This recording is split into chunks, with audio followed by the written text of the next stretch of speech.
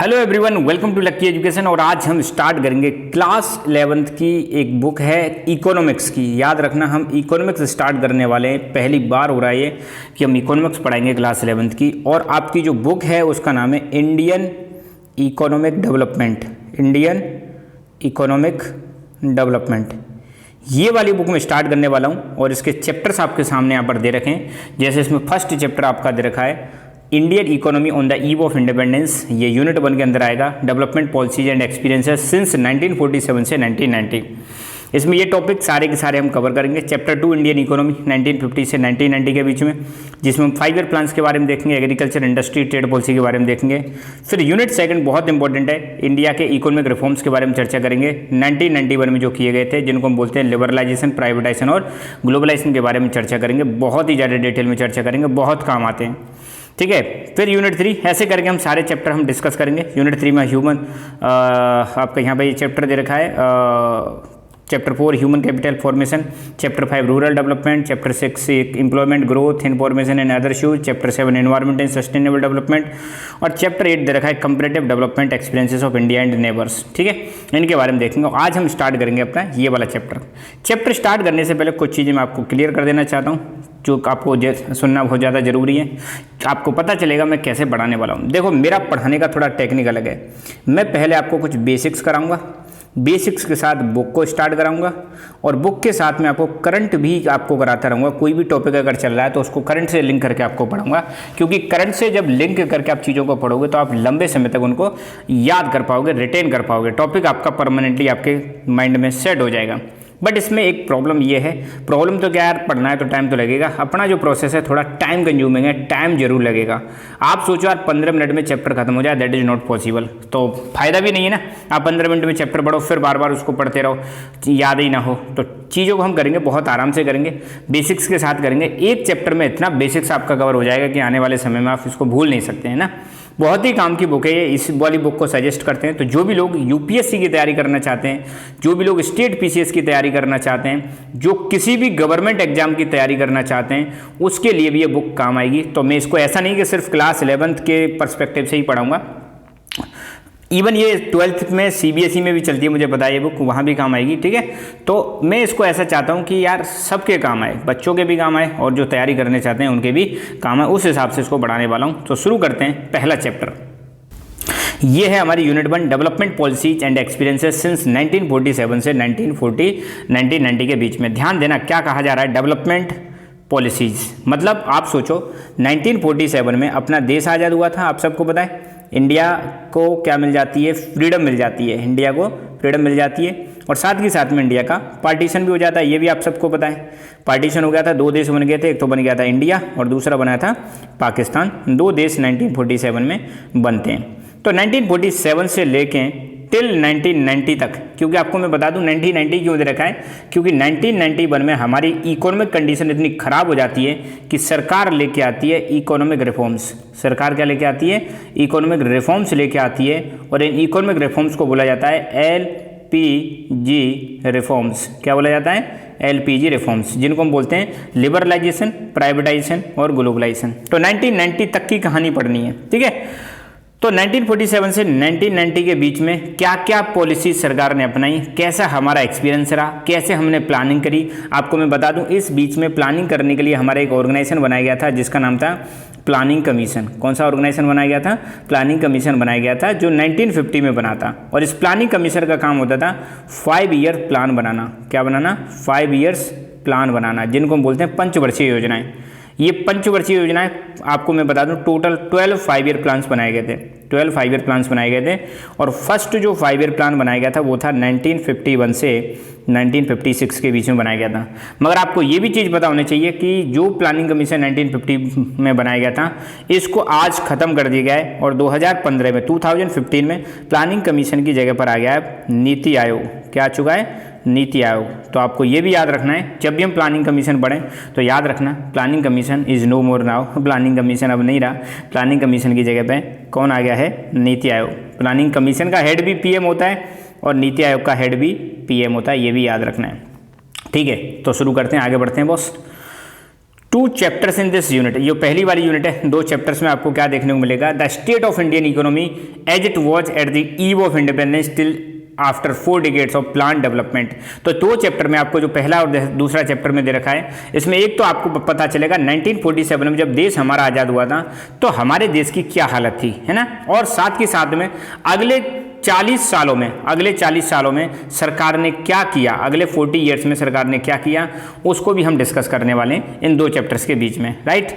This meant that the government of India had to take series of steps such as the establishment of planning commission. तो 1947 से 1990 के बीच में सरकार ने बहुत सारी स्टेप्स ली। उनमें एक स्टेप जैसे बता रहे हैं कि सरकार ने प्लानिंग कमीशन को स्टैब्लिश किया था। मैंने बताया था 1950 में प्लानिंग करने के लिए प्लानिंग कमीशन बनाया गया था, और फिर प्लानिंग कमीशन बनाता था प्लान्स, और प्लानिंग कमीशन का काम था 5 ईयर प्लान्स बनाना।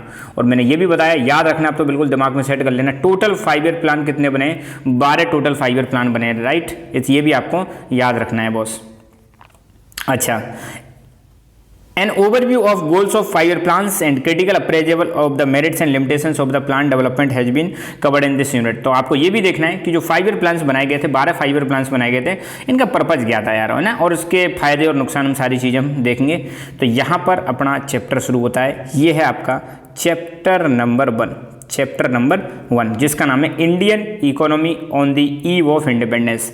जब हमारा देश आज़ाद हुआ था 1947 में, तो हमारी इकोनॉमी की हालत कैसी थी। अब यार आपको ये भी थोड़ा सा याद रखना है, थोड़ा मैं हिस्टोरिकल पर्सपेक्टिव भी आपको बताऊंगा, ठीक है। आपको हिस्ट्री का भी थोड़ा सा कनेक्शन याद होना चाहिए, क्योंकि इकोनॉमी को समझना है तो आपको बैकग्राउंड का पता होना चाहिए कि इकोनॉमी हमारी कैसी हालत में थी, ठीक है। इस चैप्टर को पढ़ने के बाद आपको क्या क्या चीज़ें समझ में आने वाली हैं। इस चैप्टर को पढ़ने के बाद आपको पहली चीज़ तो ये समझ में आ जाएगी कि भारत की इकोनॉमी की कंडीशन कैसी थी। यहाँ पे स्टेट का मतलब है स्थिति, भारत की इकोनॉमी की कंडीशन कैसी थी 1947 में जब देश हमारा आज़ाद हुआ था। उसके बाद दूसरा ये भी आपको पता चलेगा कि हमने अंडर डेवलपमेंट और स्टैग्नेशन को खत्म करने के लिए कौन कौन से फैक्टर है जिसकी वजह से हमारा डेवलपमेंट नहीं हुआ और इकोनॉमी हमारी पिछड़ जाती है, ये भी हम इसमें समझ पाएंगे, ठीक है। अच्छा, चैप्टर स्टार्ट करने से पहले बॉस थोड़ा सा मैं हिस्टोरिकल बैकग्राउंड और बताया दूँ, हिस्ट्री का भी थोड़ा सा लिंक करा देता हूँ ताकि आपको समझने में दिक्कत ना आए, ठीक है, क्योंकि इसमें बार बार ब्रिटिश राज ये सारी चीज़ें आएंगी। तो एक बार थोड़ा सा हम हिस्ट्री समझ लेते हैं, फिर इसको हम करेंगे, राइट। ओके, थोड़ी सी हम हिस्ट्री यहाँ पे समझने की कोशिश करेंगे, क्योंकि हिस्ट्री अगर ढंग से क्लियर हो जाएगी तो आपको दिक्कत नहीं आएगी, ठीक है। थोड़ा सा ब्रिटिश हिस्ट्री हम समझते हैं, अंग्रेजों का इतिहास समझते हैं, क्योंकि ब्रिटिश हिस्ट्री आपको समझ में आ जाएगी तो 1947 तक पहुंचना है हमें। 1947 में हमारी हालत ऐसी क्यों थी वो आपको समझ में आ जाएगा। इंडिया की इकोनॉमी की हालत ख़राब थी क्यों थी वो भी आपको समझ में आ जाएगा। देखो, सबसे पहले आपको पता होना चाहिए 1600 के आसपास ईस्ट इंडिया कंपनी, कौन सी कंपनी, ईस्ट, बार बार इसका नाम भी आएगा, India company, east India company बनाई जाती है। और ये company, east India company, Bharat में आती है। कहाँ पर आती है, इंडिया में आती है। और इंडिया में एक आई थी व्यापार करने के लिए, किस लिए आई थी, ईस्ट इंडिया कंपनी को व्यापार करने के लिए इंडिया में आती है 1600 में बनने के बाद। इंडिया में जब आई तो उसने व्यापार करना स्टार्ट किया, और व्यापार करते करते करते करते भाई साहब क्या बताएं, 1757 में एक बैटल होता है जिसका नाम है बैटल ऑफ प्लासी। कौन सा बैटल होता है, battle of Plassey. Battle of Plassey में एक तरफ बंगाल था, ज़्यादा हिस्ट्री नहीं लूँगा मैं, थोड़ा सा है ना, और एक तरफ थी east India company. East India company की तरफ से थे रॉबर्ट क्लाइव, कौन थे, रॉबर्ट क्लाइव। और बंगाल के उस समय नवाब हुआ करते थे, नवाब सिराज उद दौला। इन दोनों के बीच में बैटल होता है, और उस बैटल में ईस्ट इंडिया कंपनी जीत जाती है और बंगाल हार जाता है। और यहीं से ईस्ट इंडिया कंपनी जो व्यापार करने आई थी, ट्रेड करने आई थी, वो ईस्ट इंडिया कंपनी अब क्या बन जाएगी, रूल करने लग जाएगी, रूलर बन जाएगी, ठीक है। तो सोचो, जो कंपनी व्यापार करने यहाँ पे आई थी अब वो रूलर बन जाती है। 1764 में एक और बैटल होता है जिसका नाम है बैटल ऑफ बक्सर, है ना। बैटल ऑफ बक्सर में आपको ये देखने को मिलेगा, एक तरफ थी आपकी ईस्ट इंडिया कंपनी और एक तरफ कई सारे लोग थे, जैसे मुगल एम्परर, एक तो मुगल्स थे, दूसरा नवाब थे दो, एक नवाब थे आपके बंगाल के और दूसरे नवाब थे आपके अवध के, ठीक है। तो ये 3 लोग एक साथ, और ईस्ट इंडिया कंपनी एक तरफ। ईस्ट इंडिया कंपनी की तरफ से थे हेक्टर मुनरो, कौन थे भाई, हेक्टर मुनरो थे। इसमें भी ईस्ट इंडिया कंपनी जीत जाती है और इसको जीतने के बाद तो बॉस ईस्ट इंडिया कंपनी का, एक बार सोचो, ईस्ट इंडिया कंपनी ने मुगल एम्परर को हरा दिया, नवाब ऑफ बंगाल को हरा दिया, है ना, नवाब ऑफ अवध को हरा दिया, तो यार ईस्ट इंडिया कंपनी तो अब सर्वे सर्वा बन जाती है। क्या बन जाती है बॉस, सर्वे सर्वा बन जाती है। तो 1765 में एक ट्रीटी साइन होती है जिसका नाम है ट्रीटी ऑफ इलाहाबाद। कौन सी ट्रीटी साइन होती है, ट्रीटी ऑफ इलाहाबाद। और ट्रीटी ऑफ इलाहाबाद इतनी इंपॉर्टेंट है क्योंकि ईस्ट इंडिया कंपनी को अब मिल जाते हैं दीवानी राइट्स। क्या मिल जाते हैं, दीवानी राइट्स। दीवानी राइट्स का मतलब है right to collect taxes, tax collect करने के राइट बन जाते हैं। तो याद रखो 1600 में ईस्ट इंडिया कंपनी बनाई गई थी। 1757 में बैटल ऑफ प्लासी होता है बंगाल और ईस्ट इंडिया कंपनी के बीच में। ईस्ट इंडिया कंपनी को लीड कर रहे थे रॉबर्ट क्लाइव।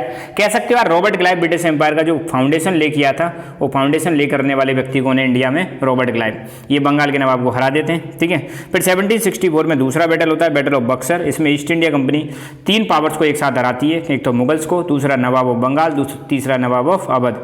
इनको हराने के बाद 1765 में एक ट्रीटी साइन की जाती है, ट्रीटी ऑफ इलाहाबाद। इसमें कंपनी को मिल जाते हैं दीवानी राइट्स। थोड़ा सा समझना, 1765 दीवानी राइट्स मिल जाते हैं। कैसे राइट्स मिल जाते हैं, दीवानी राइट्स मिल जाते हैं किसको, ईस्ट इंडिया कंपनी को।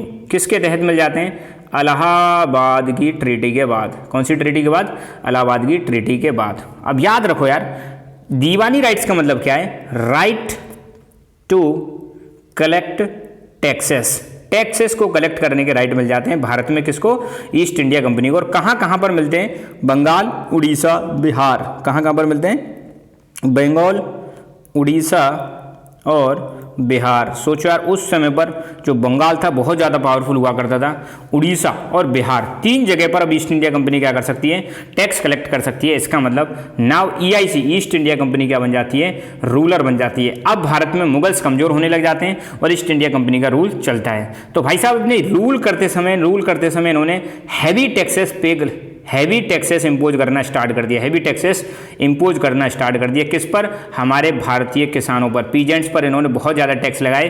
टैक्स ज़्यादा लगाए तो भाई साहब अपनी एग्रीकल्चर की हालत क्या हो जाती है, खराब हो जाती है। टैक्स बहुत ज़्यादा लगाए तो हमारी इंडस्ट्रीज बर्बाद होने लग जाती हैं। क्या होने लग जाती हैं, बर्बाद होने लग जाती हैं। तो ईस्ट इंडिया कंपनी, अब देखो ये इकोनॉमी की हालत खराब होगी ना, इकोनॉमी की कंडीशन कैसी होगी, एग्रीकल्चर इन्होंने बर्बाद कर दी क्योंकि लोग ज़्यादा टैक्सेस की वजह से खेती करना बंद कर दिया, खेती में कोई इंप्रूवमेंट नहीं कर रहा था। और इसी की वजह से आपको देखने को मिलेगा एग्रीकल्चरल में मतलब फेमाइंस आने लग जाती हैं, बहुत ज़्यादा समस्याएं होने लग जाती हैं और इंडस्ट्रीज बर्बाद होने लग जाती हैं और पूरी तरह से हम ईस्ट इंडिया कंपनी पर डिपेंड हो जाते हैं। अब ईस्ट इंडिया कंपनी इंग्लैंड से अपना माल लेके आ रही थी और उस माल को कहाँ पर बेच रही थी, इंडिया में बेच रही थी। और इंडिया में इन्होंने इंडियन कंपनीज को बर्बाद करना स्टार्ट कर दिया, एग्रीकल्चर बर्बाद हो गई।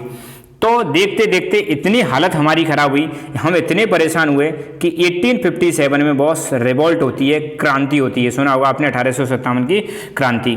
एक समय तो ऐसा आ गया था कि ईस्ट इंडिया कंपनी को बस भगाते भगाते हम थोड़े से रह गए, थोड़ी सी कंडीशन और मजबूत होती तो हम शायद भगा देते, मगर अंग्रेजों ने इस रिवॉल्ट को दबा दिया।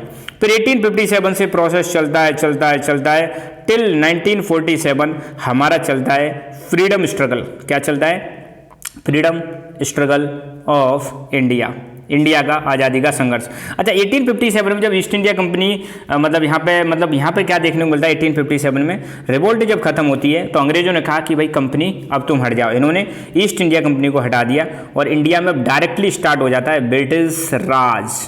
क्या स्टार्ट हो जाता है, ब्रिटिश राज। तो कोई पूछे ब्रिटिश राज एग्जैक्टली कब से स्टार्ट हुआ था, आप बताओगे 1858 से लेकर 1947 तक भारत में क्या चलता है, ब्रिटिश राज। 1765 से लेकर 1857 के बीच में क्या चलता है, कंपनी राज। अब इन 2 डेटों को याद रखना, जब भी हम इस बुक में ये 2 डेट आए 1765 से 1857 के बीच में, तो उस समय भारत में राज किसका चल रहा है, ईस्ट इंडिया कंपनी का। 1858 में 1857 की जो क्रांति खत्म हो जाती है टिल 1947, अब कौन सा राज चलता है, ब्रिटिश राज चलता है, या हम कह सकते हैं ब्रिटिश रूल चल रहा है। क्या चल रहा है, ब्रिटिश रूल। इंडिया गुलाम हो जाता है, इंडिया क्या हो जाता है, गुलाम। तो इसको हम एक नाम और दे सकते हैं, कॉलोनियल रूल। क्या कह सकते हैं, कॉलोनियल रूल। वर्ड आए कॉलोनियल रूल का मतलब समझ लेना, इंडिया में अंग्रेजों का राज चल रहा है, या अंग्रेजों की सरकार को हम क्या बोलेंगे, याद रखना, कॉलोनियल गवर्नमेंट। क्या बोलेंगे, गवर्नमेंट। अंग्रेज जो भी पॉलिसीज लेके आ रहे हैं उसको हम बोलेंगे कॉलोनियल पॉलिसीज। तो ये शब्दों को ध्यान रखना, क्योंकि समझना जब ही आसान होगा जब थोड़ा सा स्टडी आपकी थोड़ी सी अच्छी होगी। That is why I am giving you small introduction of history so that you can understand economy very well, ठीक है, क्योंकि सब्जेक्ट सारी यार इंटरलिंक होती हैं, जब इंटरलिंक होंगी तो मजा आएगा आपको, है ना।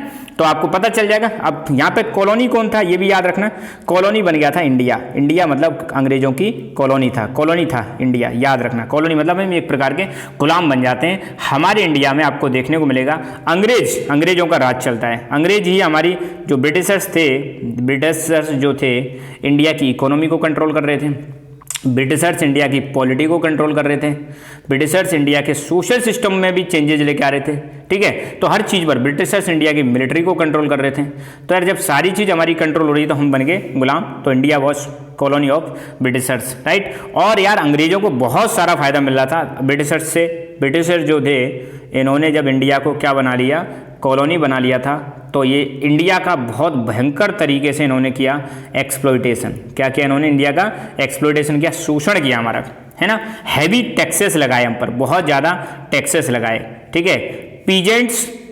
पीजेंट्स की हालत खराब कर दी इन्होंने, बेचारों ने एग्रीकल्चर में खेती करना ही छोड़ दिया था। क्या करना छोड़ दिया था, खेती करना छोड़ दिया था। इन्होंने हमारे जो इंडस्ट्रियलिस्ट थे, इंडस्ट्रियलिस्ट को भी बहुत ज़्यादा परेशान किया।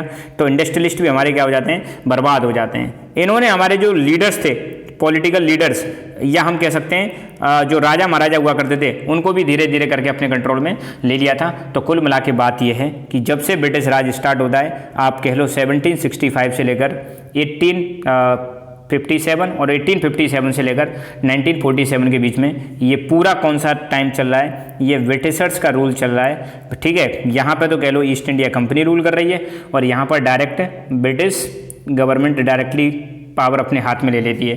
तो इन ब्रिटिश राज के बीच में अंग्रेजों का जो शासन चल रहा था, इस बीच में इंडिया की हालत बहुत ज़्यादा खराब हो जाती है। अंग्रेजों के आने से पहले भारत को बोलते थे सोने की चिड़िया, सोने की चिड़िया। खुद अंग्रेजों ने कहा है कि इंडिया की कंडीशन बहुत अच्छी थी हमारे आने से पहले, मगर अंग्रेज जब भारत छोड़ के गए 1947 में, तो हम एकदम पुअर कंट्री बन जाते हैं। हमारे यहाँ पे पॉवर्टी बहुत ज़्यादा हो जाती है, हमारे यहाँ पे डेवलपमेंट छोड़ो अंडर डेवलपमेंट में चले जाते हैं। हालत ये रहती है कि फूड भी अवेलेबल नहीं है लोगों के लिए, भूखमरी हो जाती है, भूखे नंगे हो जाते हैं। तो मतलब अंग्रेज हमें पूरी तरह से लूट कर चले जाते हैं। लूट कर अंग्रेजों ने यहाँ से पैसा जो था उसको सीधा कहाँ भेजा, इंग्लैंड में भेज दिया, और इंडिया की हालत क्या कर दी, खराब कर दी। पूरी तरह से लूटा हमको, लूट मार चली, बिल्कुल बराबर लूट मार चली। और भारतीयों की कंडीशन जो खराब हुई थी वो हम देखेंगे कितनी खराब थी।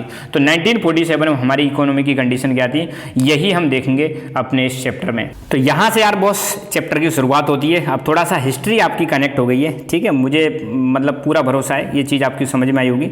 यहाँ पर यार अब आप समझ लो अंग्रेजों के लिए भारत कितना इंपॉर्टेंट था, भारत का क्या इंपॉर्टेंस था अंग्रेजों के लिए, ये इस लाइन से पता चल जाएगा। एक व्यक्ति हैं विक्टर अलेक्जेंडर ब्रूज, जो भारत के वाइसराय हुआ करते थे 1894 में। अब देखो डेट समझ जाना, मैंने अभी आपको बताया था 1765 से लेकर 1857 के बीच में किसका राज चल रहा था, ईस्ट इंडिया कंपनी का कंपनी राज। तो 1894 में एक ब्रिटिश वॉइसरॉय हैं, क्या कह रहे हैं देखो, India is pivot of our empire. India हमारा जो एम्पायर है, एम्पायर मतलब ब्रिटिश एम्पायर जो होता है उसका केंद्र है यार, धुरी है, कोई चीज सेंटर में जो होती है उसको बोलते हैं पाइवट। इंडिया हमारे ब्रिटिश एम्पायर का पाइवट है।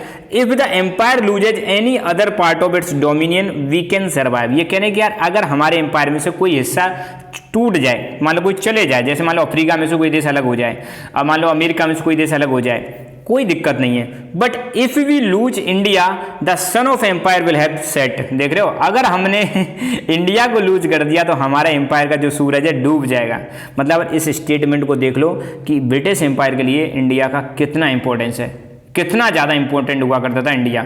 इंग्लैंड में उस समय इंडस्ट्रियल रिवॉल्यूशन आ चुकी थी। क्या आ चुकी थी, इंडस्ट्रियल रिवॉल्यूशन आ चुकी थी। तो उस इंडस्ट्रियल रिवॉल्यूशन के लिए जो इंडस्ट्रीज वहाँ पे लगी थी, रॉ मटेरियल कहाँ से जाता था भाई साहब, रॉ मटेरियल भारत से जाता था, और फिर वो फिनिश प्रोडक्ट वो आकर कहाँ पर बेचते थे, भारत में बेचते थे। तो इंडिया इनके लिए मुनाफे का सौदा था, फायदे का सौदा था, इसलिए अंग्रेज यहाँ से जाना नहीं चाहते थे। इस स्टेटमेंट से समझ लो, ये कह रहे हैं कि हमारे एम्पायर का अगर कोई दूसरा हिस्सा अलग होता है तो हम जी जाएंगे, कोई दिक्कत नहीं है, मगर इंडिया अलग हो गया तो हमारा सूरज डूब जाएगा, ब्रिटिश एम्पायर डूब जाएगा। ये स्टेटमेंट के साथ अब चैप्टर की शुरुआत करते हैं। तो पहले हम देखेंगे introduction. The primary objective of this book Indian economic development is to familiarise you with the basic features of Indian economy. देखो पहली बात इस बुक को हम लाइन टू लाइन कवर कर रहे हैं। मेरा पर्पज है यार इस बुक को तुम समझो अच्छी तरह से, है ना। ऐसा नहीं कि तुमको 4 लाइन बताई और बस खत्म हो गया, है ना, जो आजकल वीडियोज में शॉर्ट्स में चल रहा है भाई 30 मिनट में ये चैप्टर खत्म करो। 30 मिनट में मैं गारंटी देता हूँ कभी भी तुम्हारा चैप्टर खत्म नहीं होगा, रिवाइज कर सकते हो बस। तो इस बुक का पढ़ने का पहला पर्पज क्या है कि यार इकोनॉमी, भारत की इकोनॉमी के बेसिक फीचर क्या है, इंडियन इकोनॉमी की हालत क्या थी, इंडियन इकोनॉमी के बारे में समझना, एंड इट्स डेवलपमेंट, और कैसे इंडियन इकोनॉमी का डेवलपमेंट हुआ एज इट टुडे, जो आज की कंडीशन है और पहले की कंडीशन थी 1947 से 2025 के बीच की कहानी, ये आप समझोगे।